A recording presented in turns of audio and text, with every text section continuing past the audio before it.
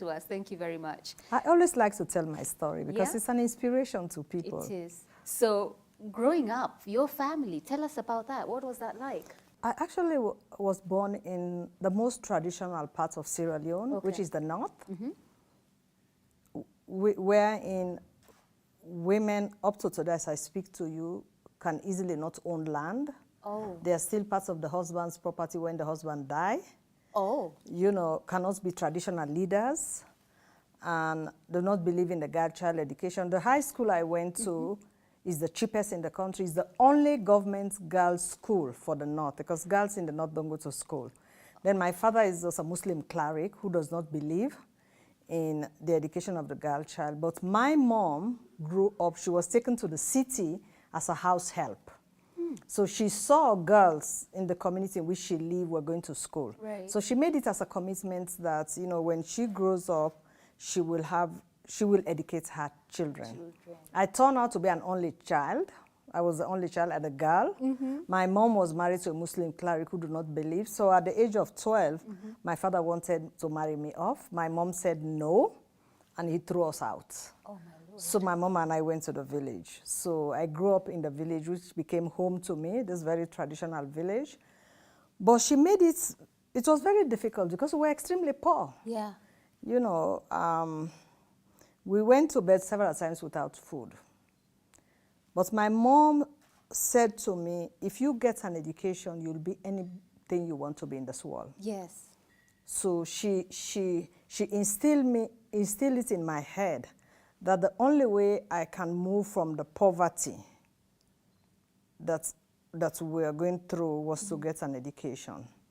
So I went to boarding school. It was a very cheap school. At the time at our time, it was Form 5. She lost everything. She couldn't afford. So I was going to be thrown out of school. Right. But the principal, who is also happened to come from the north, wrote a special request to the government that they have. I was a senior prefect, the most brilliant girl, and said, ask the government a special request to give me a special scholarship to finish high school, which they did. And I finished high school. Yeah. I went to Form 6. I moved to the city. My mom found a place for me. Right. She paid for a year, and she couldn't. But she was a very active woman in the community. Yeah. So there was a politician who came to the village who wanted to contest the election, and they told her my mom will support. If my mom supports her, he will win. Yeah. So my mom supported him, and he won. He was made Minister of Trade and Industry. He asked my mom, can I build a house for you or can I send you to Hajj? My mom said, no, I have one child and she needs to finish school. So my mom literally handed me over to him. So he supported me and he was able to help me finish Form 6. And then he helped me to get a scholarship to go to university. So I went to university with 5 dresses, 1 slippers, 1 school, 1 sandal. And you know the hand luggage suitcase you now use for hand luggage. That's the suitcase I went to university with. So that's how it started. But yeah, and the rest is story.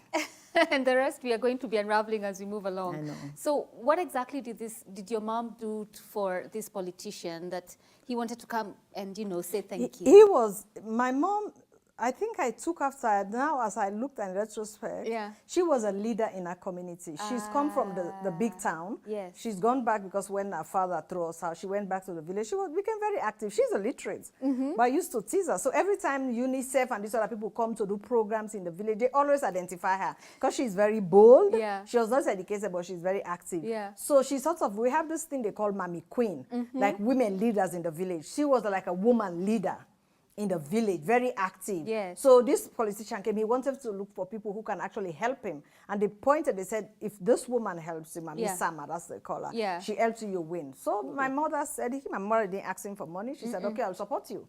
And she campaigned for him, and he won. And he was made Minister of Trade. Yes. And then he wanted to pay her back. And by divine providence, your education was taken care of. My education was taken care of. What did you study in university? I studied law as a subject, history, arts. I started in high school, I wanted to be a doctor. Okay. Because I didn't have the opportunity, so I did science until I got to Form 5, and then I switched over to liberal arts. So I went to university, I studied arts, and then My first career was in the insurance industry. I had to choose a job which would give me sufficient income to look after myself and my mom. So my first job was at the insurance industry. And then, of course, I was there. I was determined. I always have this ambition to be the best. I don't compete with people. I compete with myself. That's one of my philosophy.